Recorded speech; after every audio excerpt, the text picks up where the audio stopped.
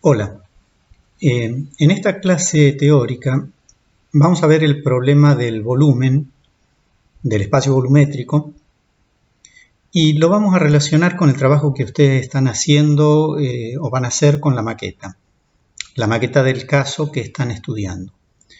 Si bien la maqueta ustedes la van a construir mediante láminas plegadas, por ejemplo con cartulina, vamos a ver aquí que los volúmenes pueden construirse de muy diversas maneras y la idea en esta clase es mostrar un poco todas esas posibilidades. El espacio es algo que relacionamos con el volumen de 3 dimensiones, pero es un concepto un poco más amplio. Empezamos por puntos que son adimensionales, o sea, no tienen dimensión, no tienen una extensión en el espacio. Esto es así en teoría, porque el asunto es que en cuanto los materializamos a esos puntos o en cuanto los hacemos visibles, es imposible sustraerse a la ocupación de un fragmento de espacio, por más pequeño que sea. Mediante sucesiones de puntos podemos construir líneas, y las líneas sí, ya ocupan una dimensión en el espacio. Las líneas tienen longitud, tienen largo. Y por supuesto, más allá de su propia dimensión longitudinal, lo que hacen es delimitar porciones de espacio a un lado y a otro de su trazado. Las líneas pueden ser rectas, curvas, continuas, discontinuas, con quiebres, etc. Con algunas líneas ya podemos delimitar espacios de 2 dimensiones o construirlos a partir de una sucesión de líneas y así generamos superficies que también pueden ser rectas, es decir, planas o curvas. Pueden tener curvatura simple, doble curvatura, pueden tener concavidades y convexidades. Los bordes de estas superficies, que están justamente definidos por líneas, delimitan o encierran esos espacios superficiales. Y al espacio tridimensional, al volumen, podemos llegar a partir de envolventes superficiales, sean rectas o sean curvas, que encierran ese espacio. También es posible generar el volumen por medio de una secuencia de planos que se van yuxtaponiendo uno a continuación del otro. Es una serie donde cada término incluye a los anteriores y se puede generar a partir de las categorías anteriores.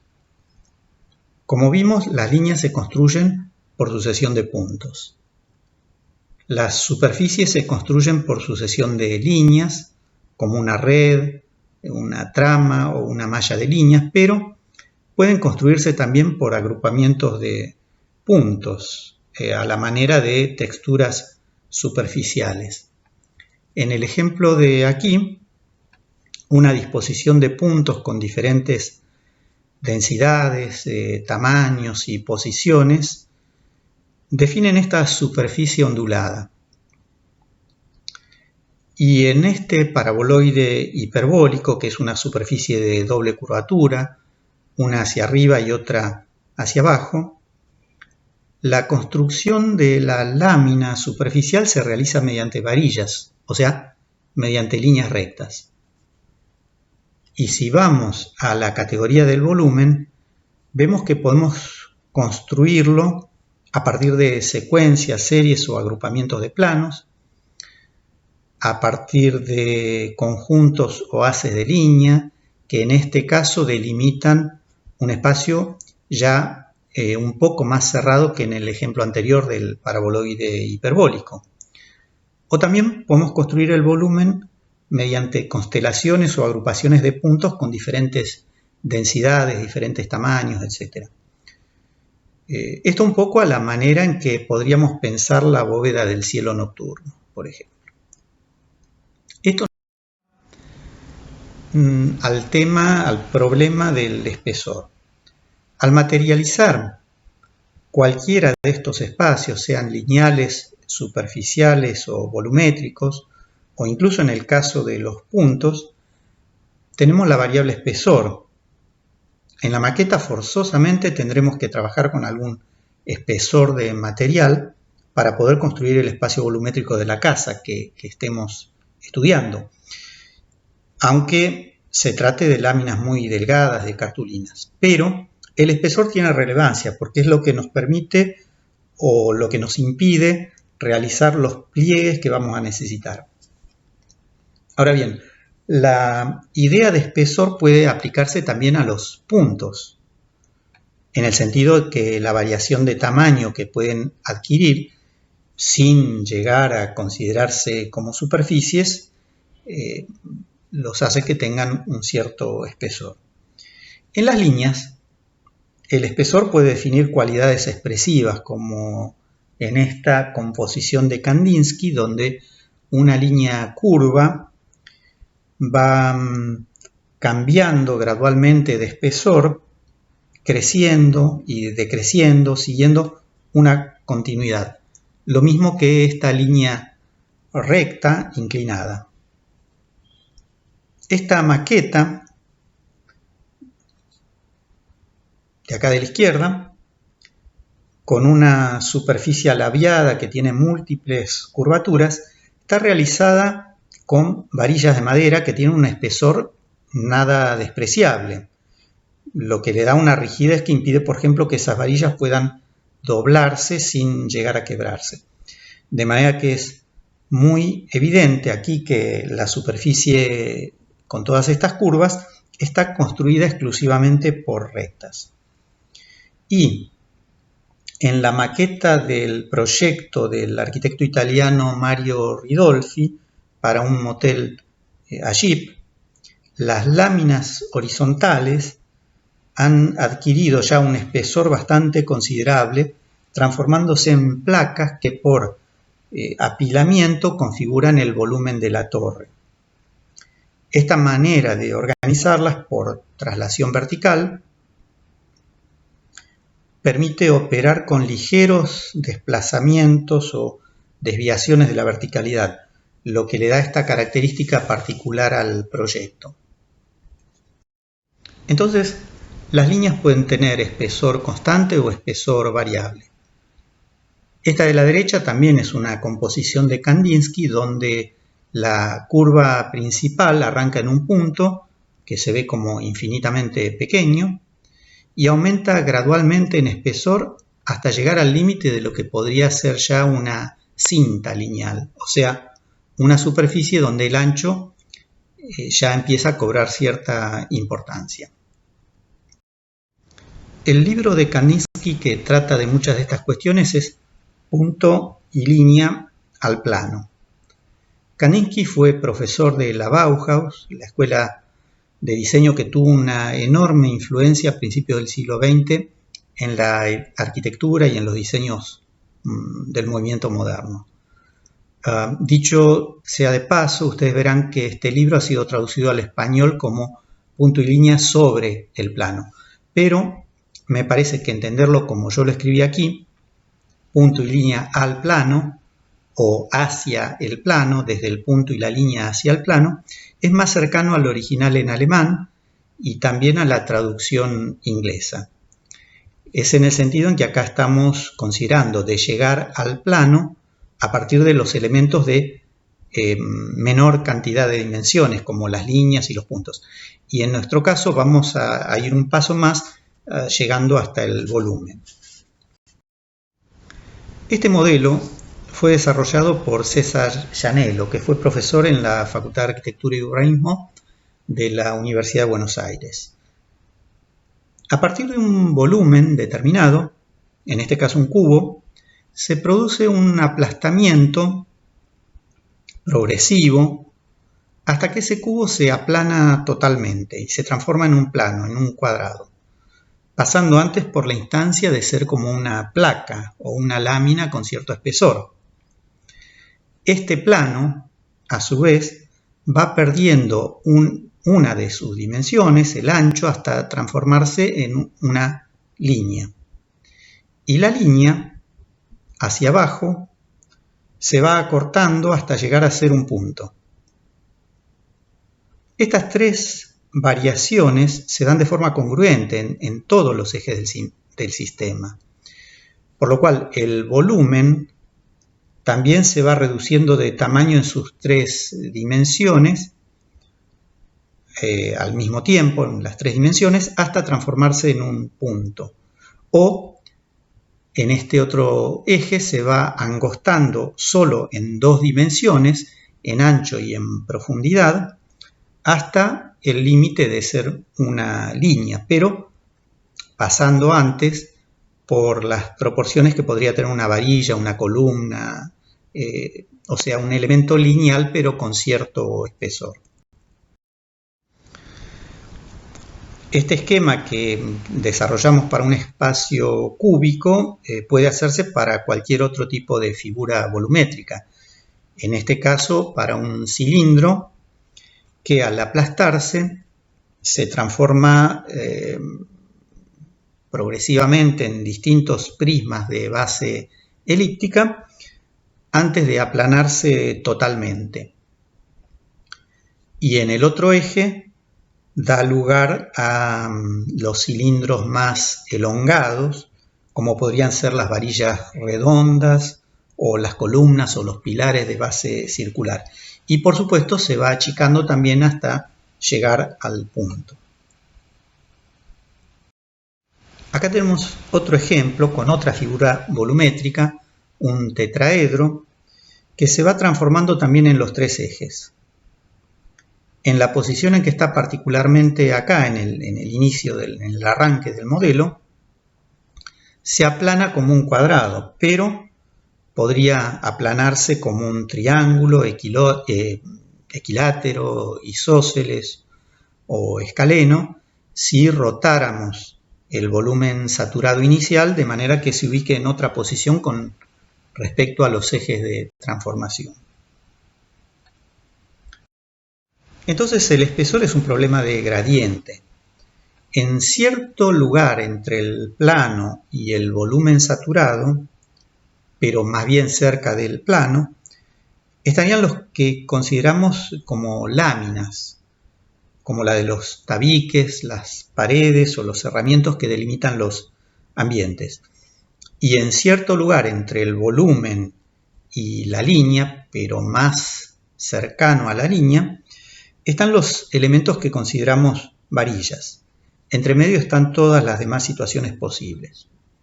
Todo esto permite generar y ordenar infinitas figuras con la misma lógica que hemos estado explicando, o sea, del punto vamos a la línea, de la línea vamos a la superficie, de la superficie llegamos al volumen. O a la inversa, que es un poco el procedimiento que ustedes han seguido con los trabajos prácticos.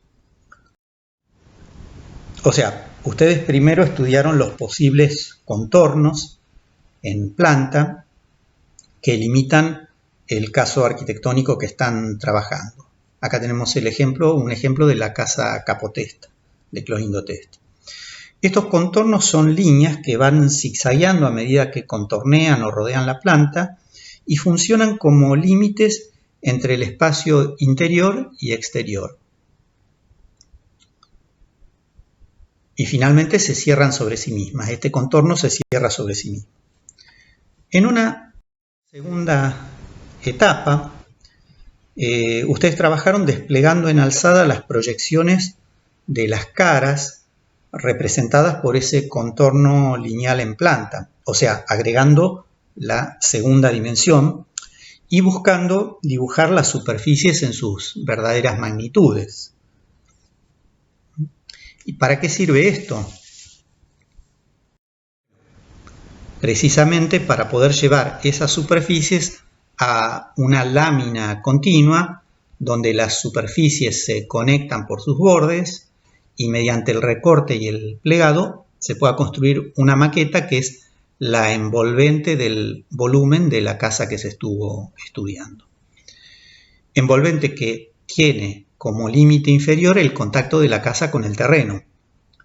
como límites laterales los cerramientos verticales y como límites superiores las cubiertas. Bueno, después de esta especie de introducción un poco más conceptual, vamos a ver algunos ejemplos concretos. Esta es la maqueta de una casa construida por el estudio de arquitectura de Josep Ferrando, arquitecto catalán. Esta maqueta está hecha con una serie de planchas metálicas de acero, dispuestas verticalmente en una sucesión a manera de traslación, que reproduce tanto los desniveles del terreno donde se asienta la casa y que la rodea, como así también los desniveles de los techos y los límites y paramentos propios de la casa en esta zona. En esta otra foto de la misma maqueta se ve con mayor énfasis esta disposición. El volumen se puede comprender o reconstruir visualmente a partir de ir uniendo los puntos con la mirada, los puntos salientes de esta secuencia de planchas. O sea, el volumen construido a partir de una serie de superficies planas. Otro punto de vista de la maqueta más centrado en la casa propiamente dicha. Y aquí la maqueta en su totalidad, vista desde el lado bajo de la pendiente del terreno.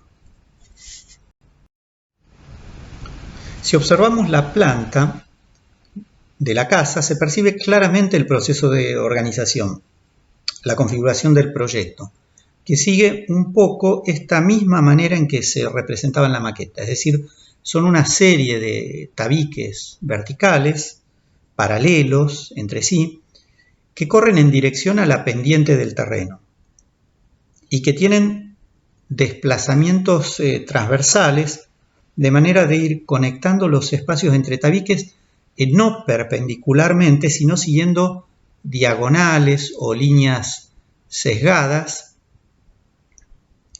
que proponen direcciones distintas para el recorrido, que lo que logran es tener perspectivas cambiantes y más sorpresivas. Pero hay también algunos volúmenes, justamente los que corresponden a ambientes más cerrados, estos que están en negro, que son los baños y el vestidor del dormitorio principal, que están definidos más volumétricamente, con un tipo de configuración distinta, más cerrados en sí mismos. Hay otra maqueta de la misma casa que representa los desniveles, pero ahora no ya a partir de planchas verticales, sino de planchas horizontales o inclinadas siguiendo la dirección de las pendientes del terreno. Construida esta maqueta con el mismo material, acero.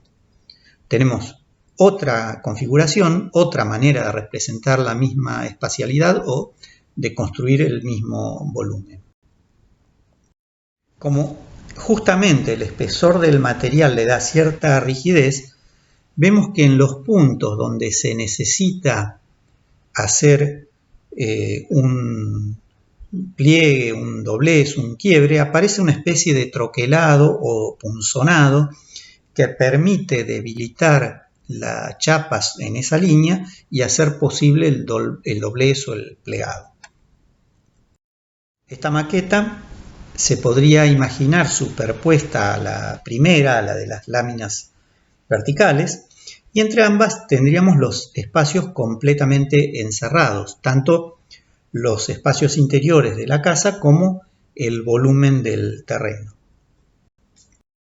En uno de los cortes se aprecia justamente la pendiente del suelo y las pendientes de la cubierta, con la misma lógica que sigue la segunda de las maquetas. Cubiertas revestidas con una especie de losetas, probablemente graníticas, que son transitables y generan una continuidad casi sin interrupción entre el piso del interior de la vivienda, el piso exterior, de los espacios semicubiertos y descubiertos y el techo mismo. Todo de una manera recorrible. Esta otra maqueta es de un proyecto de una casa realizada por el mismo estudio de arquitectura, pero el material de construcción de la maqueta es aquí otro. Es yeso cerámico reforzado de alta resistencia, tratado con polvo de hierro para darle esta apariencia pétrea. El procedimiento de realización de la maqueta es bastante similar al de la construcción de una pieza o una obra de hormigón armado, un procedimiento tradicional de construcción arquitectónica. O sea, un molde, un encofrado, donde se va volcando coladas sucesivas del material en estado semilíquido, semipastoso, lo que va formando capas o estratos que dejan estas marcas a la vista. Acá el resultado es un volumen completamente macizo, apenas con algunas pequeñas oquedades. Este volumen está construido por superposición de placas solidificadas, o sea, el volumen está completamente lleno del material y no hay diferencia entre superficies envolventes y espacios interiores envueltos. Es todo un objeto macizo. De hecho, esta pieza maciza pesa 150 kilos. Bueno, no se preocupen que no vamos a pedir que ustedes hagan una maqueta así para la entrega. Aunque si vamos unos años hacia atrás en la historia de la cátedra, en una época se hacían también maquetas macizas coladas, aunque con materiales menos pesados, por ejemplo con glicerina y en escala más reducida. Era una especie de ladrillos que también se entregaban finalmente. El mismo Josep Ferrando hizo una exposición en Berlín en 2014 titulada Materia y Luz. Es una exposición exclusivamente de maquetas. Son 12 maquetas hechas con 6 materiales distintos, a razón de 2 maquetas por cada material. Hay en piedra, vidrio, en acero, en hormigón, en madera y en cerámica. Aquí atrás está la maqueta maciza que vimos recién. Cada maqueta, según el material, tiene un tratamiento diferente. Esta es otra maqueta de la primera de las casas que vimos, pero en vez de estar realizada con planchas metálicas verticales con cierta separación entre ellas, está construida acá de una forma que no deja intersticios. De manera que acá ahora se forma un volumen macizo. Las ondulaciones del terreno aparecen representadas con perfiles más suaves que en la maqueta que vimos antes con las planchas de acero. Las maquetas de madera, acá estas dos que están más en primer plano, parecen también tener un carácter muy macizo, es decir, tanto los paramentos exteriores como los espacios interiores, los volúmenes en general, están materializados en lleno, son bloques de madera. Lo mismo parece ser esta otra maqueta que está en segundo plano con otro material pintado o coloreado. Y finalmente otra maqueta que recupera el tratamiento de las láminas de acero.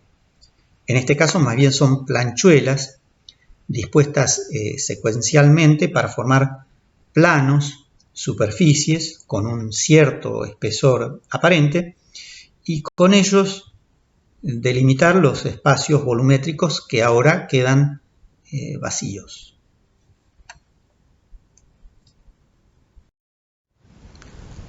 Otro caso también desarrollado especialmente para una exposición es el trabajo de Francisco Ayres Mateus y Manuel Rocha.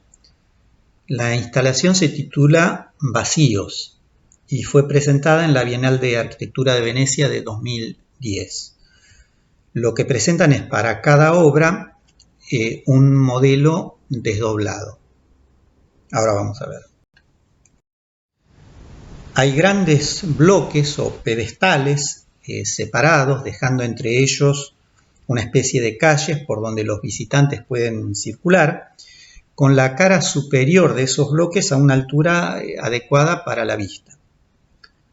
Esto está en una sala oscura, iluminado desde arriba.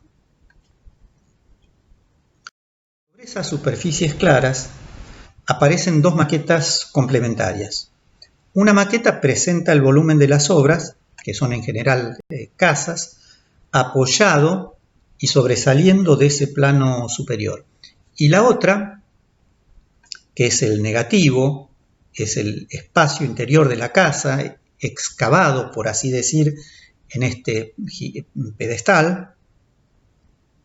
O sea, a partir del plano horizontal uniforme, una maqueta forma un relieve hacia arriba, una convexidad, y la otra maqueta produce un relieve hacia abajo, una concavidad.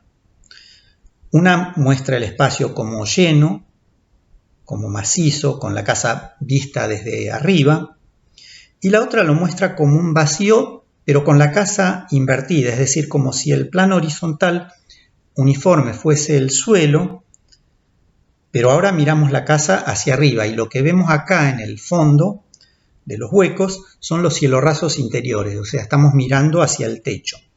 Si diéramos vuelta la maqueta maciza que sobresale, la giramos 180 grados, podríamos encajarla en los vacíos horadados en el pedestal. Podemos reconocer cómo aparece la idea de lleno y vacío. En la maqueta rehundida, en este caso, vemos que además de los tabiques divisorios representados como placas llenas,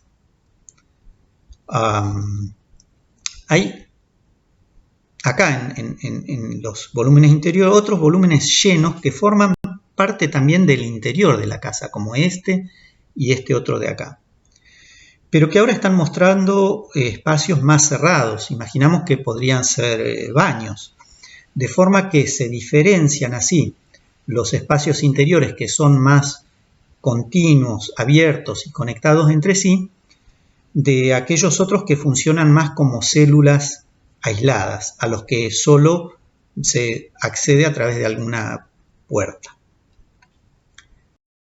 Este modelo de representación de maquetas permite describir toda una serie de variedades formales, espacios de techo plano, horizontal, de techos inclinados, de espacios abovedados o con cúpulas, otros con techo a dos aguas, etc.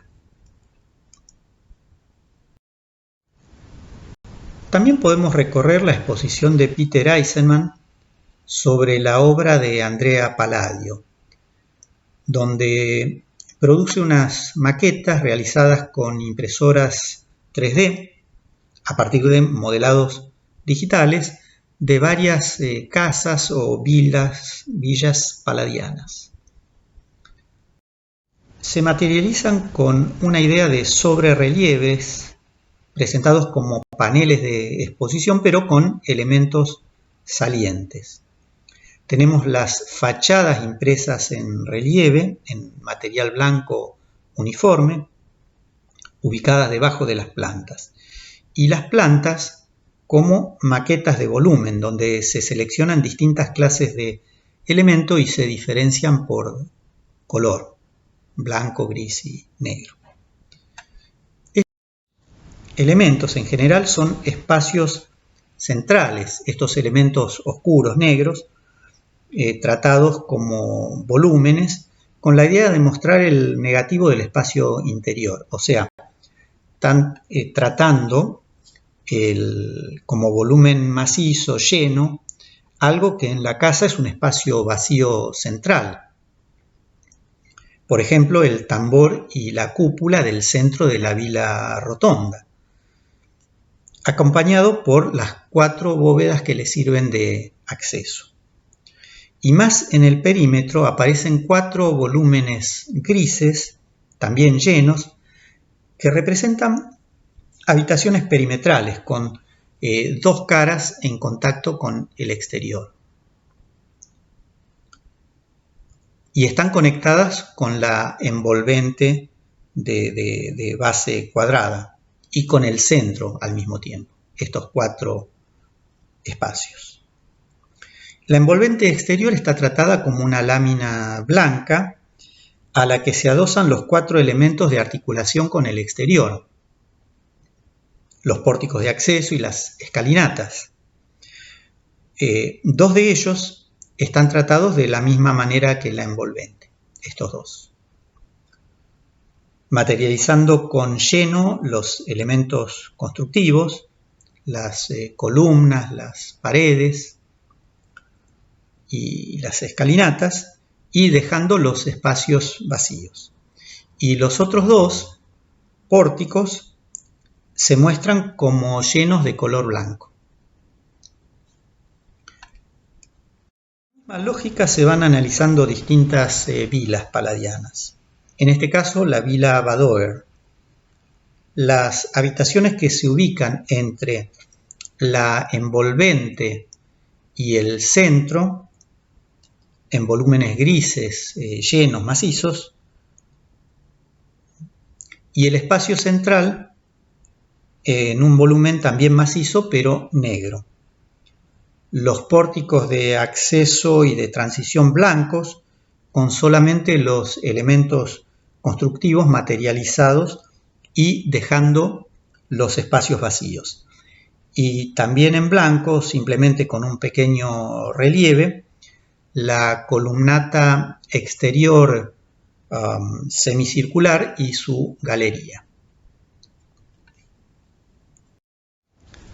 En la vila Foscari, también llamada la Malcontenta del Palladio, aparecen estas bóvedas de crucería en el centro del espacio, materializadas una vez más en volúmenes negros macizos, en forma de cañones que se cruzan en ángulo recto.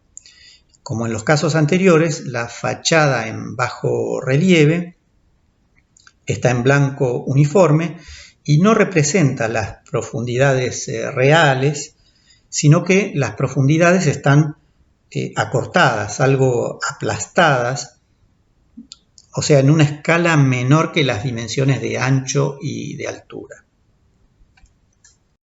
Acá podemos apreciar más de cerca y en otro ángulo el tratamiento dado a la representación de la vila Bárbaro con el mismo criterio que las anteriores.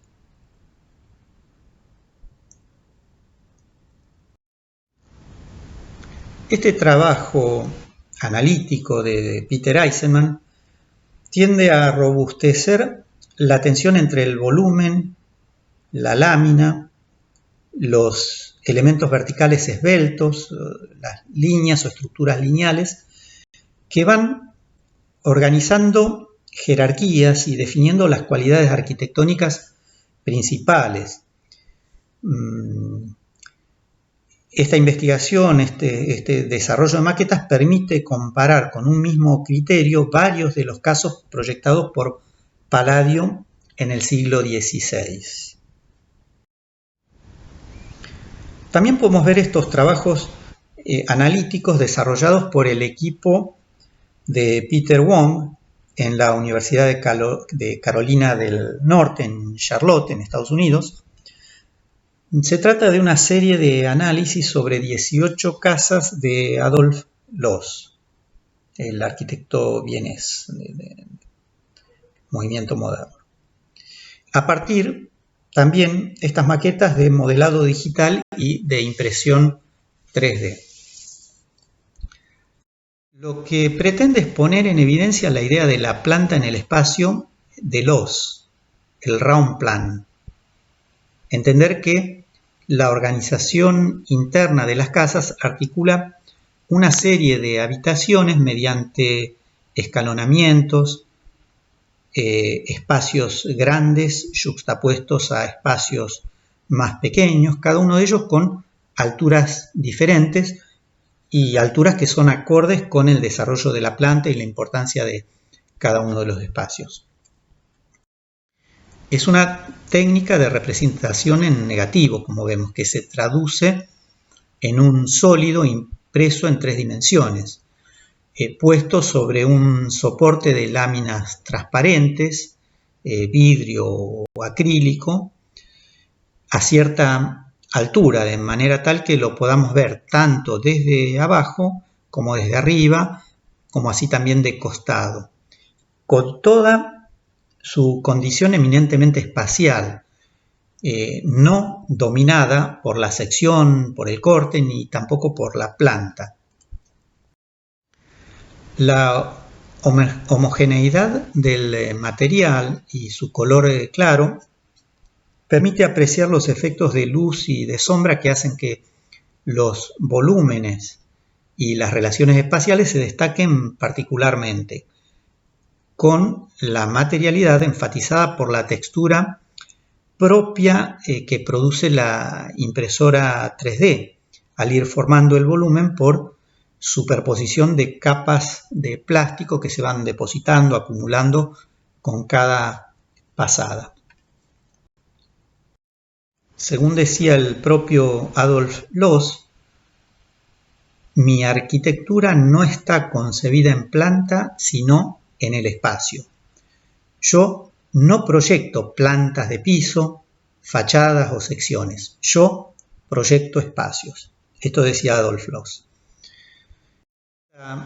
Que es la idea del round plan, queda evidenciada claramente en la serie de maquetas que vimos. Hay otros ejemplos muy interesantes, anteriores en el tiempo, como este trabajo de 1953 de Luigi Moretti,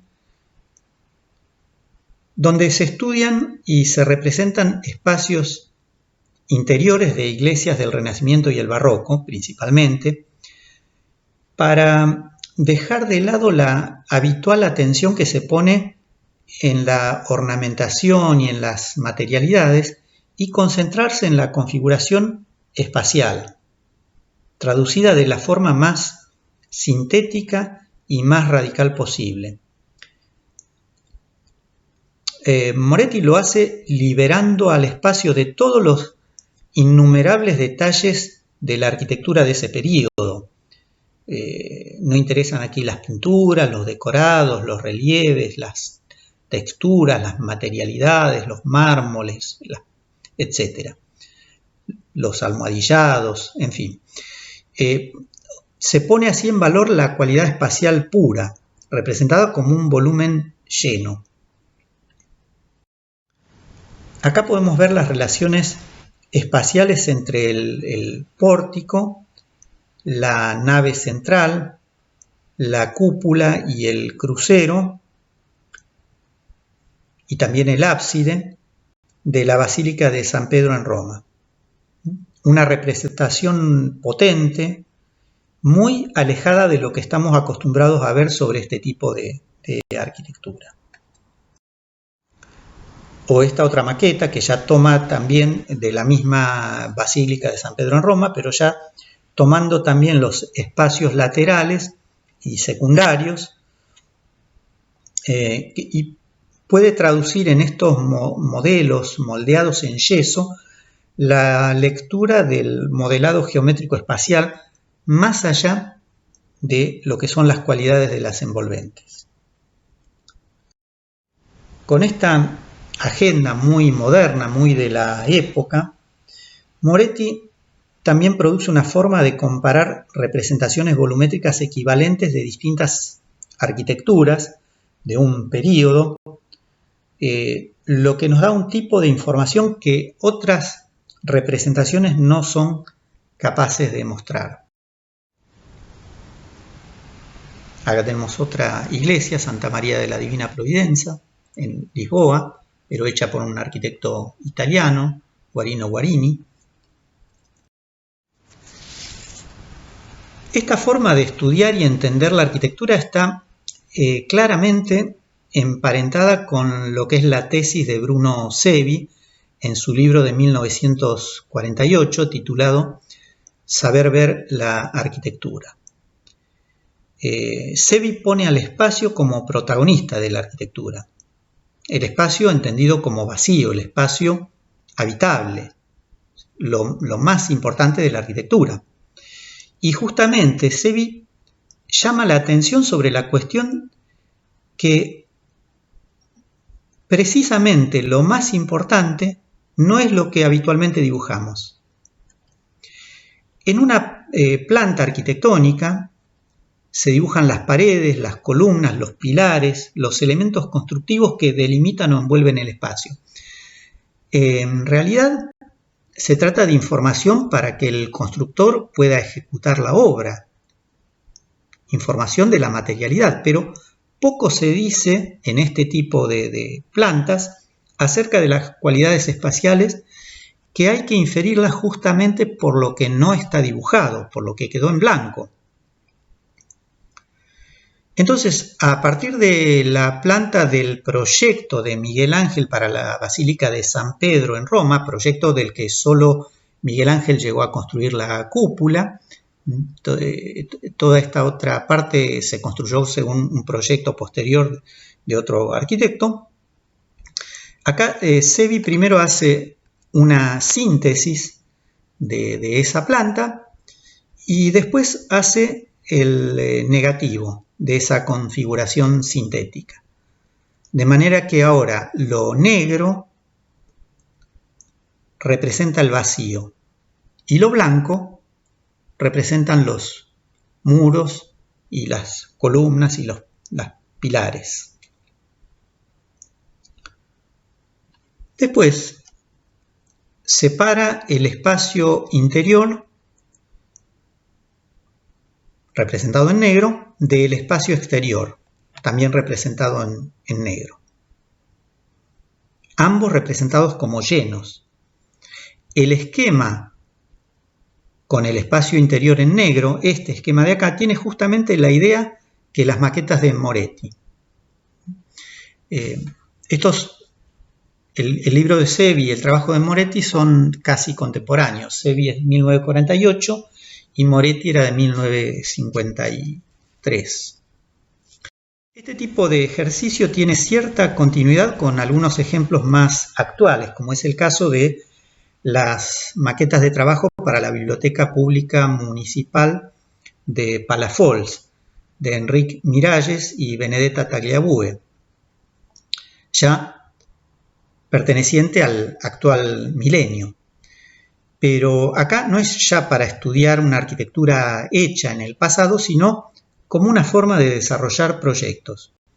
Acá una pieza torneada en madera, rebajada, lijada, trabajada de manera escultórica en ese material en madera,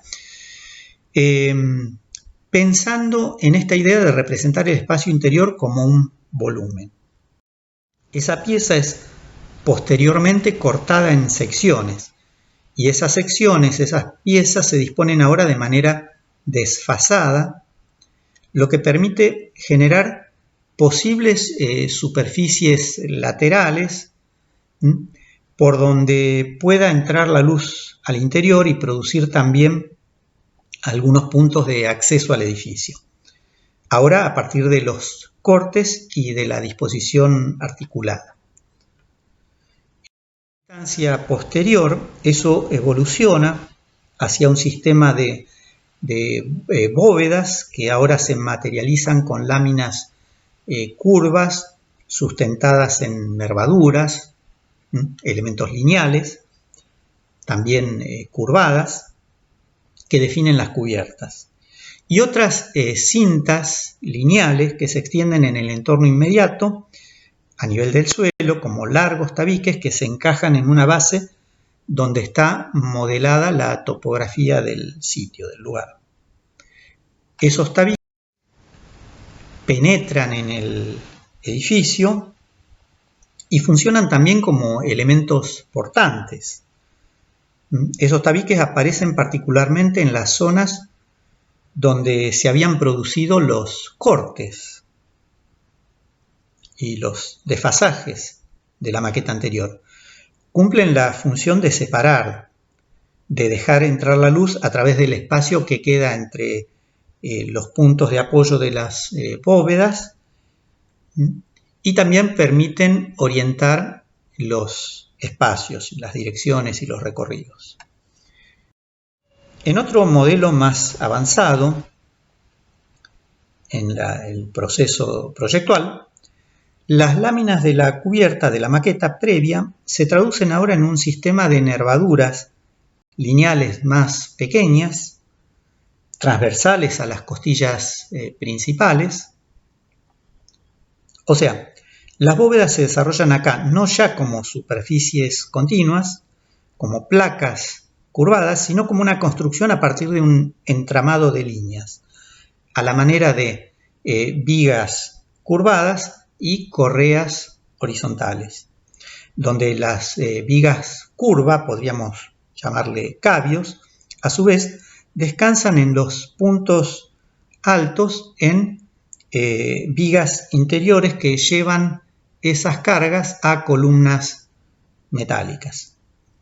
Entonces ya no es solamente un entramado superficial, sino un sistema de tramas lineales en el espacio. Y esa representación ya es prácticamente la resolución del sistema constructivo y estructural. O sea, la cubierta con todo su entramado lineal que va derivando mediante otras líneas las cargas hasta que llegan a los tabiques que se extienden en forma de cintas verticales desde el interior hacia el terreno. Finalmente, la aparición del cerramiento de chapa de la cubierta. La materialización de los cerramientos laterales, de las secciones cortadas y desplazadas que veíamos en la maqueta de estudio inicial, algunos completamente ciegos y otros abiertos para que penetre la luz al interior de los espacios. Detalles de cambio de materialidad en la lámina de la cubierta entre tramos ciegos de chapa y tramos transparentes vidriados.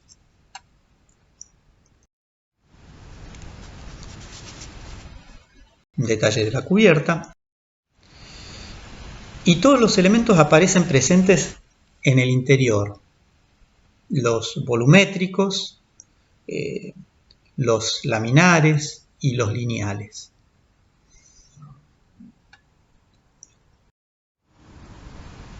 La maqueta del proyecto de Rem Koolhaas y OMA para el concurso de la Biblioteca Nacional de Francia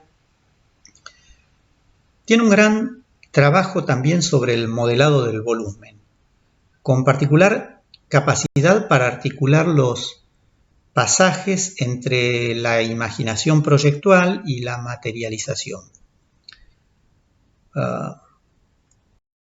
Rem Koolhaas presentó uno de los trabajos más innovadores para ese concurso, aunque solo recibió una mención honorífica. El concurso lo ganó el proyecto de Dominique Perrol, que es el que está ahora construido en París, pero vamos a estudiar el de Koolhaas, que es el que nos interesa. El énfasis está puesto en una idea espacial volumétrica, un espacio con una envolvente prismática que contiene otros volúmenes interiores que parecen suspendidos entre una trama de 9 robustos soportes verticales que son los tubos de los ascensores, de la circulación vertical. Lo que nos mostraban esos volúmenes son los grandes espacios públicos de la biblioteca que están integrados a una serie de placas donde predomina la horizontalidad, que son los pisos donde se desarrollan los programas comunes, los depósitos de las bibliotecas, las oficinas, etc. Estas son maquetas de estudio, pequeñas y esquemáticas todavía. Se pasa a un modelo digital donde esos volúmenes, grandes volúmenes, se caracterizan por su representación en trama de alambre que muestra la construcción de la forma mediante retículas de líneas, por un lado. Y por el otro lado, el uso del color para evidenciar el modelado superficial. Volúmenes que están conectados, como decíamos, por esos tubos verticales que son los ascensores. Bajo la lógica del negativo, como vimos con las maquetas de Moretti, la maqueta central despliega los volúmenes de esos grandes espacios públicos y de los tubos huecos de los ascensores mediante sólidos macizos. O sea, el espacio se representa con llenos en esta maqueta y así se puede entender que hay a mitad de altura un gran tubo ligeramente inclinado que corre de lado a lado del edificio y se choca con una fachada en una punta y con una fachada en la otra.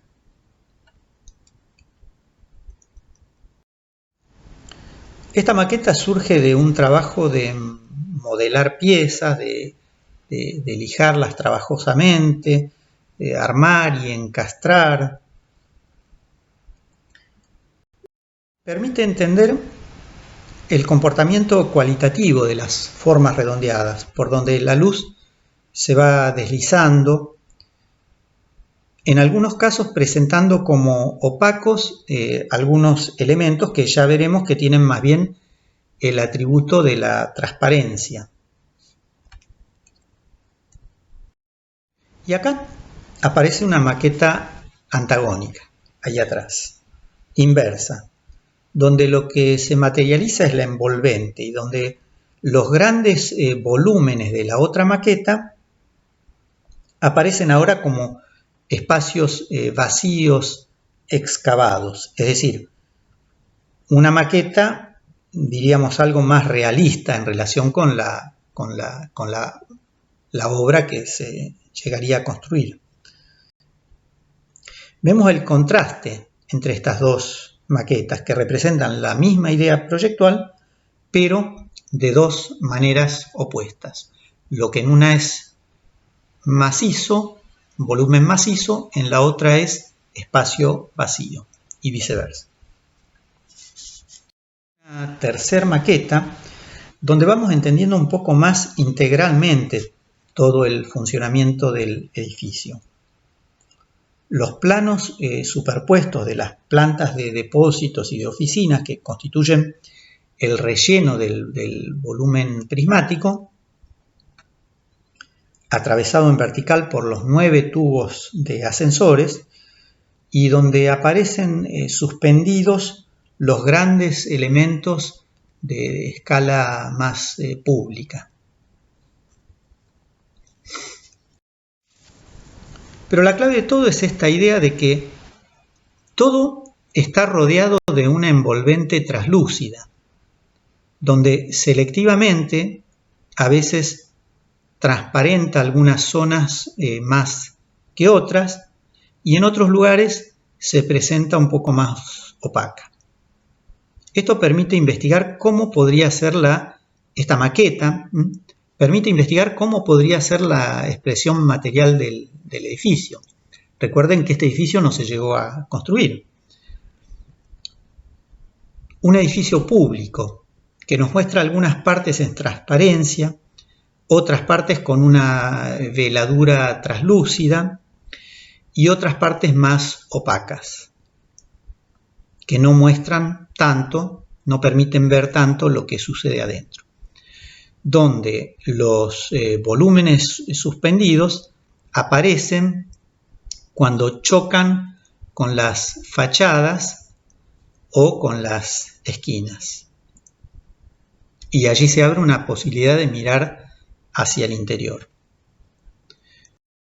Todo esto en una época, a fines de la década del 80, 1989, donde la tecnología del vidrio ya estaba desarrollada lo suficiente como para poder producir esas variaciones en el tamizado de la luz mediante distintas técnicas y tratamientos. Tanto tratamientos superficiales como en la masa vítrea, algo que luego empezarían a utilizar otros arquitectos como Gerson y de Meuron, por ejemplo. Para finalizar, algo un poco más cercano al tipo de maqueta que van a enfrentar ustedes. Modelos de construcción de envolventes arquitectónicas a partir del plegado de cartón o de láminas plásticas delgadas. En este caso, se trata de esta y armar mediante plegado.